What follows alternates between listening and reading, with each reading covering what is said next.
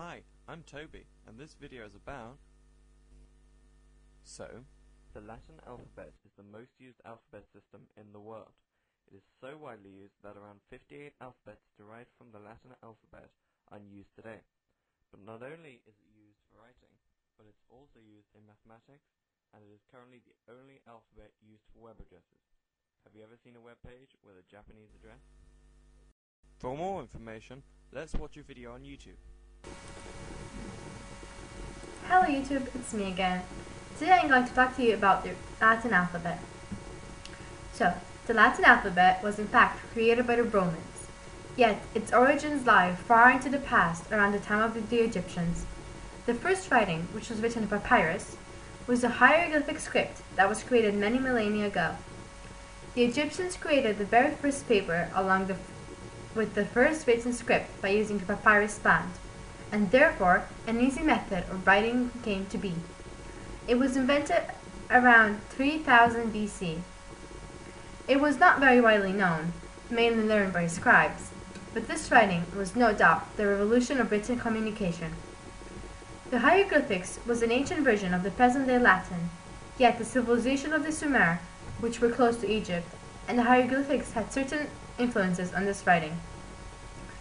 The writing that was used in Mesopotamia was called cuneiform, which was invented by the Sumerians around the 33rd century BC, and was used by many Mesopotamian civilizations after them, including the Phoenicians. However, the Phoenician traders had a problem writing fast using cuneiform for several reasons. Firstly, the characters were ideograms. It took some time to write, or rather draw them. In addition, there were about 600 signs. It wasn't the simplest of things to remember them all, and know when to use them. Lastly, because the characters or signs were ideograms, it was sometimes hard to understand what the writer actually meant. There could be different interpretations for the same set of characters or signs. Therefore, the Phoenicians developed a writing system more useful to them.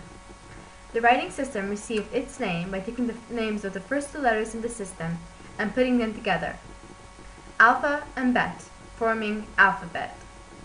It was the first real phonographic writing system, meaning the first alphabet. That was informative, but I would still like to know more. Let's see another one. The Phoenician alphabet was the first alphabet, but it was not created without influences from other scripts. The cuneiform script was a great influence in the creation of the Phoenician alphabet, even though its creation was based on the failure of the cuneiform writing. The Phoenician alphabet introduced a new system of writing, and it branched out into many different cultures and civilizations. The Hebrew writing, for example, is thought to have many influence from the Phoenician alphabet. Although it cannot be said who was the first in adopting the Phoenician alphabet, Greeks and Etruscans were definitely one of the first. The Greeks took the idea of the alphabet and added their own modifications to it, such as vowels. Centuries later, the Romans took the Phoenician alphabet with the Greek modifications and modified it further to create the basis of the Latin alphabet so widely used around the world today. The Romans drastically changed the alphabet in form, and it has been modified since to create the alphabets we know today. Different languages, for example, have different sounds and symbols, and above and below vowels to change the sound of the letter. All changes made by the Romans during the period were made during the period of 22 centuries, as the Latin alphabet we know started being used in 7th century. Good, but I think you want to know which differences were made to the alphabets, though.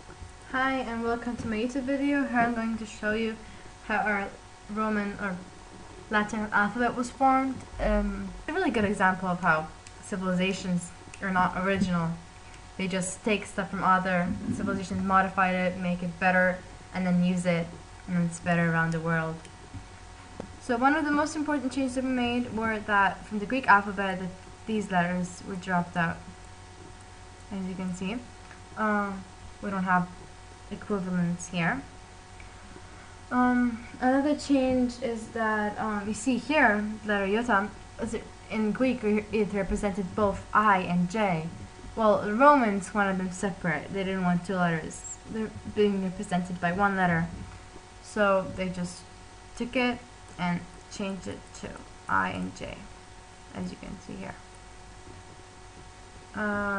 Another change is that you see Z letter here. Well, it was crossed out and a G was added. But you can also see that we still have a Z letter, which means that it was added later on. A W was added. Before Middle Ages, the alphabet only contained one V, but well, people started using double V to create another letter. Also, in this alphabet you see one S, and here you see three S's. Well, when the Romans saw that, they were deciding if they should have to use three S's or one. And well, at the end they decided that they were just going to use one S because three S's is too complicated, so they just didn't use those and just used one S. So if you go and compare slowly the English to the Greek, you'll find 90% of the alphabet is the same, except for some differences, which were either added later on from the Etruscan or just added from their minds. Like you see C here and Q, there are no equivalents in the Greek alphabet, but they are in Etruscan, which tells us they must have been taken from the Etruscan alphabet. Thank you for watching. The alphabet we all know today has become as it is through quite a few changes in history. It was primarily created by the traders. It was modified by the Greeks, drastically changed by the Romans, and in the end it has become the simple language based on sounds that it is today. Undoubtedly, however, without the cuneiform ideograms, and without the missionaries of the world creating globalization, the alphabet would not be as it is today. That's it. I hope you learned something today. Bye. What do you mean, the end? Where's the bibliography? Right.